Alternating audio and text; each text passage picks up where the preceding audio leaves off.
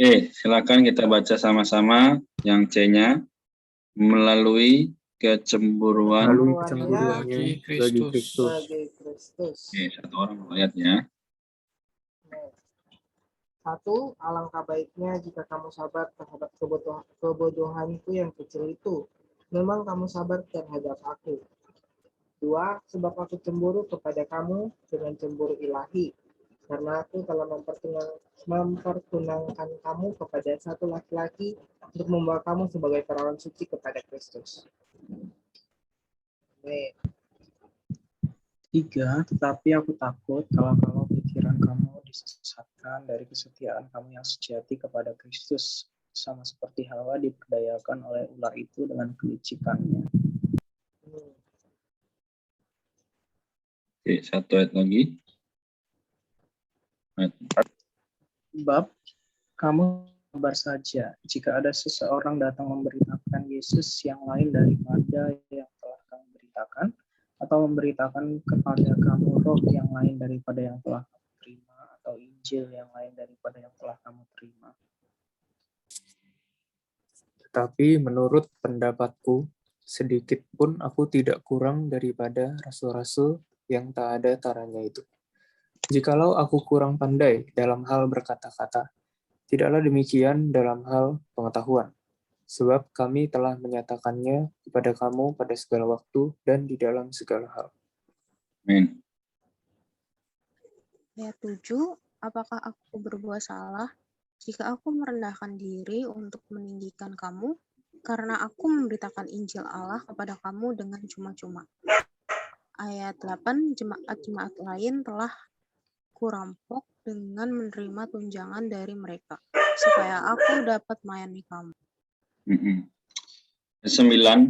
dan 10. Dan ketika aku dalam kekurangan di tengah-tengah kamu, aku tidak menyusahkan seorang pun. Ya, sebab apa yang kurang padaku dicukupkan oleh saudara-saudara seiman yang datang dari Makedonia. Dalam segala hal aku menjaga diriku supaya jangan menjadi beban bagi kamu, dan aku akan tetap berbuat demikian. Demi kebenaran Kristus di dalam diriku, aku tegaskan bahwa kemegahanku itu tidak akan dirintangi oleh siapapun di daerah-daerah Akhaya.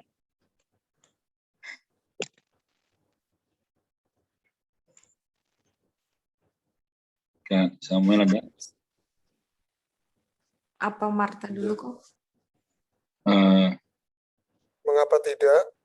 Apakah karena aku tidak mengasihi kamu, Allah mengetahuinya. Tapi apa yang kulakukan akan tetap kulakukan untuk mencegah mereka yang mencari kesempatan guna menyatakan bahwa mereka sama dengan kami dalam hal yang dapat dimegahkan. Sebab orang-orang itu adalah rasul-rasul palsu, pekerja-pekerja curang yang menyamar sebagai rasul-rasul Kristus. Hal itu tidak usah mengherankan, sebab iblis pun menyamar sebagai malaikat terang. 15. Jadi bukanlah suatu hal yang ganjil jika pelayan-pelayannya menyamar sebagai pelayan-pelayan kebenaran. Kesudahan mereka akan setimpal dengan perbuatan mereka. Ya. Dipaksa bermegah. Satu, akan statusnya, jelelahnya, dan penderitaannya. 16. Kuulangi lagi, jangan hendaknya ada orang yang menganggap aku bodoh. Jika kamu juga menganggap demikian, terimalah aku sebagai orang bodoh supaya aku pun boleh bermegah sedikit.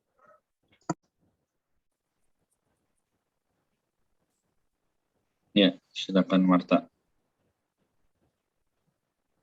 17. Apa yang aku katakan, aku mengatakannya bukan sebagai seorang yang berkata menurut firman Tuhan, melainkan sebagai seorang bodoh yang berkeyakinan bahwa ia boleh bermegah.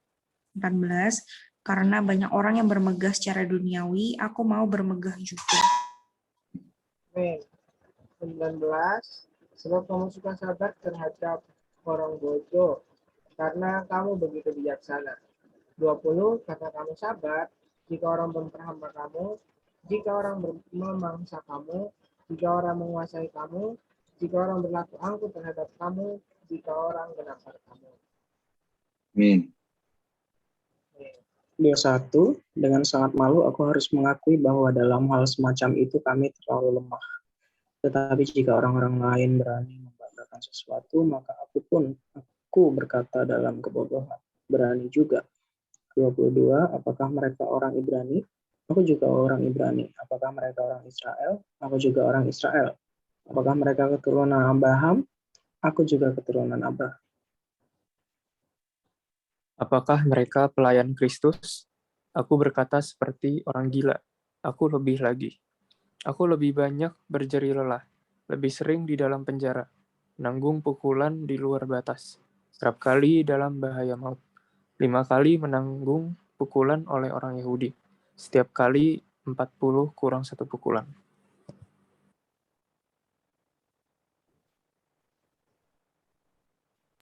Ayat 25, Karika boleh Kak, sampai 26. Oke. 3 kali aku menderita pukulan, 1 kali aku dilempari dengan batu, 3 kali mengalami karam kepal, sehari semalam aku terkatung-katung di tengah laut.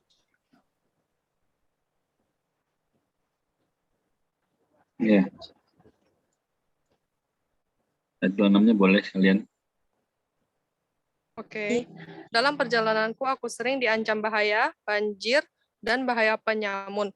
Bahaya dari pihak orang-orang Yahudi dan dari pihak orang-orang bukan Yahudi. Bahaya di kota, bahaya di padang gurun, bahaya di tengah laut, dan bahaya dari pihak saudara-saudara palsu. Lanjut aja, Kore. Oke. Baik, thank you. Aku banyak berjeri lelah dan bekerja berat. Serap kali aku tidak tidur. Aku lapar dan dahaga. Serap kali aku berpuasa, kedinginan dan tanpa pakaian. Dan tanpa menyebut banyak hal lain lagi, bebanku sehari-hari yaitu keprihatinanku terhadap semua jemaat. Jika ada orang yang merasa lemah, tidaklah aku turut merasa lemah. Jika ada orang tersandung, tidakkah hatiku hancur oleh duka cita? Jika aku harus bermegah, maka aku akan bermegah atas kelemahanku. Allah yaitu Bapa dari Yesus Tuhan kita yang terpuji sampai selama-lamanya. Tahu bahwa aku tidak berdusta. Di Damsyik, gubernur yang diangkat oleh Raja Aretas menyuruh orang-orang mengawal kota Damsyik untuk menangkap aku. Tetapi dalam sebuah keranjang aku diturunkan dari sebuah jendela keluar tembok kota, dan dengan demikian aku terluput dari tangan. Amin. Tuhan ya. Oke, baik. Sebelum kita ada share sama tanya jawab ya, saya ajak kita sama-sama baca ayat yang ke-28 ya. Ini juga adalah perkataan bagaimana daripada Rasul Paulus menjadi teladan kita, ya begitu mengasihi jemaat ya, ayat 28. 1, 2, 3, dan tanpa menyebut hal lain lagi, bebanku sehari-hari yaitu keprihatinanku terhadap semua jemaat. Terima kasih.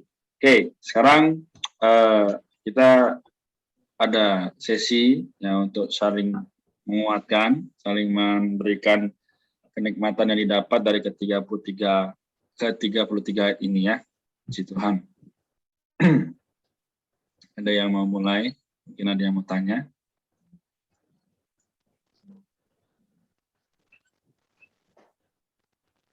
Oke.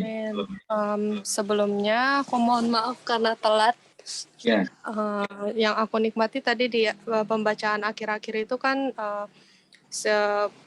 Paulus ini mengalami banyak hal ya, yang kayak dia, yang itu sih yang akhir-akhirnya tadi aku baca sempat, yang dia berjeri lelah, dia kena karam kapal, bahaya dari orang-orang, ada banjir, yang 26 kok, dan 25, ada pukulan gitu.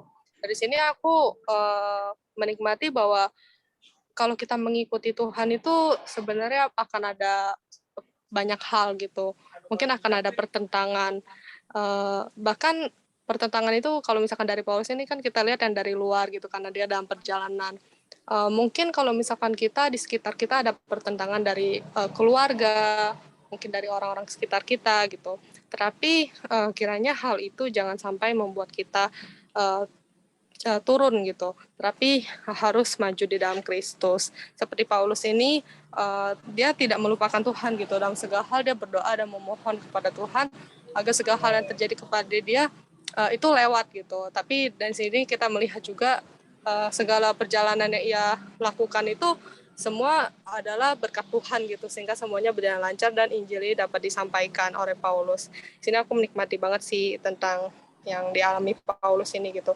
Kiranya kita juga hidup kita ini sekarang, apapun yang terjadi jangan sampai kita mengeluh gitu, dan kayak nggak usah deh gitu, tapi tetap maju di dalam Kristus. Itu sih yang aku nikmati. Amin. Amin. Oke, thank you Rika. Oke. Puji Tuhan, ada lagi yang mau share atau bertanya? Oh, ayat 19 sama 20. Oke. Sebab kamu suka sabar terhadap orang bodoh karena kamu begitu bijaksana. Itu ayat 19-nya. Ayat 20-nya, karena kamu sabar jika orang memperhambakan kamu, jika orang memaksa kamu, jika orang menguasai kamu, jika orang berlaku angkuh terhadap kamu, jika orang menampar. Kata sabar itu susah sih, cuma memang kalau di aku selama ini memang masuk kategori orang sabar. Terus gimana ya, sabar juga sabar. Sampai banyak orang tuh kayak nanya gitu, kayak bertanya-tanya sama aku, kok bisa sih kamu bisa sesabar itu? Misalnya dijahatin orang, tapi kamu tuh nggak marah terus nggak bales, tapi malah malah tetap baik sama mereka gitu. Sampai orang-orang bertanya, tapi ya itu yang memang harus diterapin sih. Dari kecil sampai sekarang aku sih selalu nerapin itu. Jadi mau orang itu jahat, pokoknya jahat banget gitu ya, tetap aja kita harus baik sama sabar sama mereka gitu ngadepinnya. Itu aja sih kok. Makasih. Tuhan, terima kasih Aden. Yang lain ada lagi? Saudara-saudari, teman-teman sekalian. Aku ada di ayat ini 29. Iya. Jika aku merasa lemah, jika ada orang merasa lemah, tidakkah aku turut merasa lemah? Jika ada orang tersandung, tidakkah hatiku hancur oleh duka cita? Ini aku terkesan ya, karena ini menunjukkan bahwa si Paulus ini tuh dia itu sangat-sangat berempati gitu kepada orang gitu ya. Dia tuh nggak individualis, tetapi dia tuh punya satu hati yang mengasihi gitu, hati yang peduli dan perhatian terhadap saudara dan saudari yang lain gitu. Sehingga kalau misalkan ada nih anggota tubuh gitu ya, kaum saleh di dalam gereja itu ada yang merasa lemah, dia juga ikut merasa lemah gitu. Kalau ada orang yang tersandung, hatinya juga menjadi hancur oleh duka cita. Ini aku terkesan aja gitu bahwa yang dia lakukan itu bukan semata-mata untuk untuk dirinya gitu, kemuliaan diri gitu ya, tetapi dia itu juga ada memperhatikan itu sesama anggota tubuh gitu, bisa saling membangun bersama, sama seperti seharusnya ya di dalam gereja itu kita perlu juga memiliki satu hati kasih yang sedemikian gitu, hati yang nggak cuek, nggak pedulian gitu terhadap satu sama lain gitu kan. Aku juga mengalami sih, ini kan kita lagi di pandemi seperti ini tuh sangat susah sekali memperhatikan gitu ya saudara-saudari gitu, karena nggak bertatap muka gitu dengan orang-orang yang lain selain apalagi kalau lagi lockdown gitu ya, nggak bertemu orang lain selain orang rumah gitu.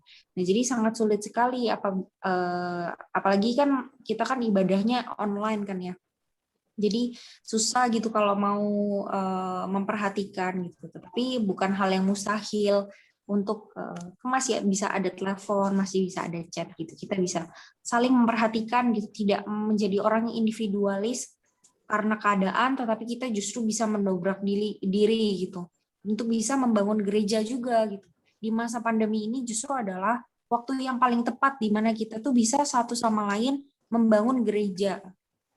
Sangat hebat sekali ya gitu Kak. Kita juga bisa berpartisipasi gitu dalam pembangunan gereja gitu untuk saling menguatkan di dalam gereja, peduli terhadap orang lain gitu, bukan hanya diri kita sendiri. Ini juga aku juga masih belajar ya di dalam hal mengasihi dan berempati untuk membangun gereja seperti ini. Tapi marilah kita sama-sama berlatih. Terima kasih. Amin. Terima kasih. Tuhan. Dan saya juga menikmati ya, saudari, secara keseluruhan ya kalau kita lihat bagaimana 2 Korintus 11 ini menceritakan bagaimana tentang diri rasul ya, diri rasul Paulus, bagaimana dia sebagai orang yang benar-benar mempersembahkan seantero dirinya bagi Kristus ya. Ketika dia kepada Tuhan, dia berpaling sepenuhnya kepada Tuhan. Nah, bahkan ya, dari saya juga sangat terkesan tadi dikatakan dia itu orang yang benar-benar bermegah di dalam Tuhan, bukan bermegah atas dirinya sendiri, tetapi dia itu benar-benar bermegah di dalam Tuhan. Kan ya melalui setiap situasi yang ada, dia tetap adalah orang yang tahan uji. Jadi ya saya juga sangat mengapresiasi bagaimana rasul ya saat itu. Mungkin ya kalau saya diperhadapkan dengan situasi saat itu, mungkin saya sudah ya menyerah ya, dan tidak mau terus ya menjalankan ministry kerasulan. Puji Tuhan ya, dari ada teladan yang sangat baik dari Rasul Paulus ini, bagaimana dia ketika ya tadi di ayat 25 dikatakan dia menderita pukulan ya, kemudian mengalami yang namanya karam kapal, ya banyak ya saudari yang dia alami ya, tapi dia tetap memiliki satu sasaran untuk terus memberitakan Injil. Dan dari saya juga menikmati bahwa kalau saya ya ada saja godaan-godaan kecil ya, pasti saya ikut dengan godaan itu ya, tidak tahan uji. Tapi ya puji syukur kembali ya malam ini diingatkan bahwa ada satu teladan yang sangat baik dari Paulus, benar-benar ya perlu ya bermegah di dalam Tuhan, sehingga benar-benar diri Tuhan itu yang bertambah di dalam diri kita, bukan senantiasa kita ikut dengan arus dunia yang ada. Puji Tuhan ya saudara. Terima kasih. Amen. Thank you Alex. Oke. Lainnya masih ada waktu? Tadi aku baca ya, aku baca lagi kan. Ini kan Paulus kan membela diri kan. Terus kayaknya dia bermegah, dia menunjukkan siapa dia. Tapi terus di atasnya ya kita perlu tahu bahwa dia terpaksa bermegah. Terus kok bisa terpaksa bermegah? Jangan-jangan cuma dia beralasan gitu kan. Tetapi kalau dilihat ya, ternyata semuanya itu adalah karena dia itu mengasihi gereja gitu. Dia harus melakukan ini, dia harus membela kerasunannya bukan karena dia, tapi ini adalah bagi gereja gitu ya. Kenapa? Karena ya aku pikir kayak gini ya, dia kan sudah menderita mungkin dia udah tahan diri gitu. Tetapi nggak bisa gereja itu terus diinjak-injak gitu loh, ya kan. Aku nggak tahu, mungkin juga di bawah kedaulatan Tuhan ya, atau ada pimpinan Tuhan bagaimana dia harus membela kerasulannya kan. Kalau di sebelumnya kan kita baca dia membela diri di hadapan kaisar. Nah di sini sekarang dia membela kerasulannya ya kan. Dia menunjukkan apa yang sudah dia lalui. Bahkan sampai di pasal berikutnya juga masih ngomongin ini gitu. Nah terus aku lihat ya bahwa Paulus itu dia itu bukan orang yang sembarangan gitu ya.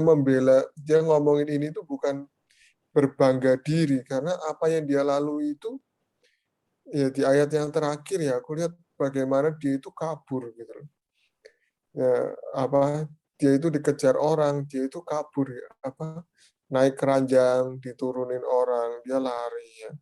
Tetapi sekali lagi bukan buat dia, tapi adalah bagi gereja. Kenapa bisa begitu? Karena di pasal berikutnya dijelasin bahwa 14 tahun yang lalu, ya kan, dia baru cerita pengalaman dia itu setelah 14 tahun. Dan hasilnya itu baru kelihatan setelah 14 tahun. Apa yang dilakukan. Mungkin pada waktu itu, kok Rasul takut, kok Rasul kabur, ya kan. Kok Rasul begini. Mungkin ya, saya nggak tahu. Tapi baru kelihatan setelah 14 tahun itu hasilnya. Ya kan, dia membangun gereja begitu banyak. Coba pada waktu itu dia langsung mati 14 tahun yang lalu. Ya mungkin nggak ada gereja-gereja yang terbangun gitu. Nggak ada yang Paulus bisa encourage gitu kan. Gitu. Termasuk mungkin gereja di Korintus. Ya. Nah di sini buat saya kadang kita aku nggak bisa gitu lihat orang itu yang bagaimana dia hari ini, ya kan. Ya mungkin ya kita nggak tahu apa yang akan terjadi kelak, ya kan. Setelah 14 tahun apa yang terjadi ya. Orang itu kadang underestimate, tapi ya mungkin kita juga sama hari ini kok kayak gini ya, tapi kita perlu ingat bahwa Paulus juga pada waktu itu berjeri lelah ya dia diam aja sampai pada waktunya baru kelihatan hasilnya. Amin. Puji Tuhan. Amin. Terima kasih sama juga terangnya yang cukup baik dan menerangi kita. Mungkin satu orang lagi kesempatan jika ada yang mau share atau tanya silakan. Setelah itu nanti kita tutup ya. Udah, ya hampir sama sih sebenarnya sih. Cuman ya kalau kita baca 2 Korintus pasal 11 ini ya, itu sebenarnya ya benar Paulus membela kerasulannya ya. Karena kan dia sudah menulis surat 1 Korintus, itu kan perkataannya keras sekali ya. Terus di pasal 11 ya dia itu dikira rasul palsu ya. Tetapi di sini Paulus memegah atas kelemahannya ya. Bahkan sampai jadi kayak orang bodoh gitu. Ya. Dan kita lihat bahwa yaitu dia benar-benar mengasihi gereja, berjeri lelah bagi gereja. Ya sakit hati sih kalau misalkan kita udah berjeri lelah bagi gereja, disalahpahami, dikira rasul palsu. Ya itu sakit hati sih. Kalau aku jadi Paulus ya aku mundur sih. Enggak ada nanti kita lainnya tuh. Oke. Ya udah, berjeri lelahnya luar biasa loh. Apa namanya? Enggak cuma sakit di luar tapi juga sakitnya di dalam. Dilempar batu, dipukul, dihitungnya berapa, itu baru sakit di luar. Terus ditolak lagi, dianggap rasul palsu, wah sakitnya juga di dalam lagi. Di luar ada, di luar sakit, di dalam pun sakit. Kalau jadi aku saya udah mundur sih. Tapi ini kembali menjadi teladan bagi aku sih, bahwa Paulus itu nggak mundur dalam pelayanannya. Dia tetap berjeri lelah melayani. Dia bahkan mempertunangkan gereja di Korintus dengan Kristus. Jadi sangat besar dari lelahnya. Kembali mengingatkan aku bahwa aku perlu berjeri lelah. Jeri lelahku hari ini masih belum cukup sebanding Paulus. Penderitaanku masih belum sebanding dengan Paulus. Jadi mengingatkan aku bahwa ya mau seberapa banyak penderitaan yang datang, ya aku masih nggak lebih dari Paulus. Nggak bisa bermegah. Ya, jadi ini kembali mengingatkan aku bahwa ya aku perlu berjeri lelah bagi gereja, sekalipun sakit di luar maupun sakit di dalam. Amin. Amin. Oke, thank you ya, Revi. Puji Tuhan ya, karena kita juga terbatas oleh waktu ya, sudah 9:30 lewat. Saya mungkin hanya sedikit menyimpulkan ya. Jadi kita melihat tadi saudari teman-teman juga sudah share ya begitu banyak mengenai Paulus ya. Sekarang kalau kita lihat kan ketika dia menulis kitab Korintus ini ya sebenarnya tidak ada pasal ya. Dia hanya menulis ya perjalanannya, juga bagaimana kisahnya dia menjadi orang yang melayani dan terus berjuang sampai dianiaya dan demikian. Tapi dari ke-29 ayat pasal ya, dari kitab 1 Korintus ada 16 pasal, kitab 2 Korintus 13 pasal ya. Pasal 11 dari pasal yang 2 Korintus ini juga adalah salah satu pasal yang betul-betul menunjukkan bahwa hari ini kita begitu beruntung karena ada jari lelah Rasul Paulus. Namun bukan hanya kita mengucap syukur harusnya atau merasa aku beruntung jadi orang Kristen. Nah, tapi ketika kita melihat tadi 1 sampai 33 ayat ini ya, apakah kita terdorong? Apakah kita ada perasaan? Ya kita tinggal di Indonesia, ya kita tinggal di mana kita berada sekarang, ya kan? Ada nggak perasaan kita seperti Rasul Paulus yang mau menerima aniaya, mau menerima segala sesuatu yang buruk supaya orang bisa selamat? Nah, jadi ayat 28 ya sebenarnya saya baca ya. Jadi dan tanpa menyebut banyak hal lain lagi, bebanku sehari-hari yaitu keprihatinanku terhadap semua jemaat. Nah, jadi bebannya sehari-hari ya, aku begitu mengasihi Om Saleh. Aku begitu mengasihi manusia. Nah, sekarang bagaimana dengan kita? Tadi teman-teman sudah banyak share ya bagaimana terjamah dengan apa yang Rasul Paulus lakukan. Tapi kalau hari ini kita melihat orang lain, kita masih merasa kayaknya dia nggak bisa diselamatkan. Kayaknya dia beda sama aku. Kayaknya dia juga ya entahlah, kayaknya susah didekatin. Bagaimana supaya ini bisa menjadi aplikasi dalam kehidupan kita? Ya, tidak ada jalan lain. Kita harus menyetarakan diri kita seperti dengan Kristus. Dia Allah, rela turun ke dunia menjadi manusia.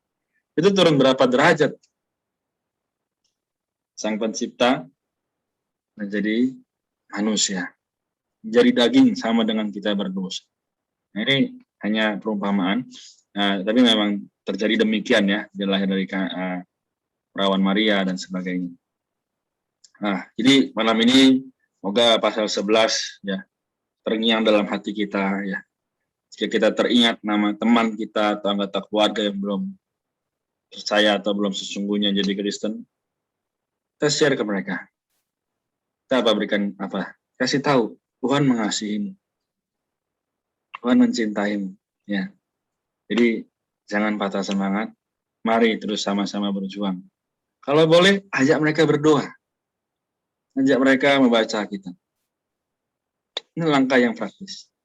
Tapi memang tidak mudah satu sisi. Bisa dilakukan? Bisa. Sulit? Sulit. Tapi apa? Perlu punya tekad seperti Paulus. Ya, jadi jangan sampai seperti yang Evi bilang.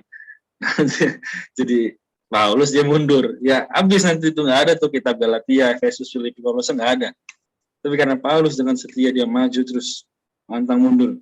Dia berjuang bagi Kristus. Ya. Hari ini kita diselamatkan. Jadi marilah kita juga menjadi orang yang berbagian dalam keselamatan orang lain. Ya, jadi puji Tuhan malam ini sungguh amat memberkati kita ya.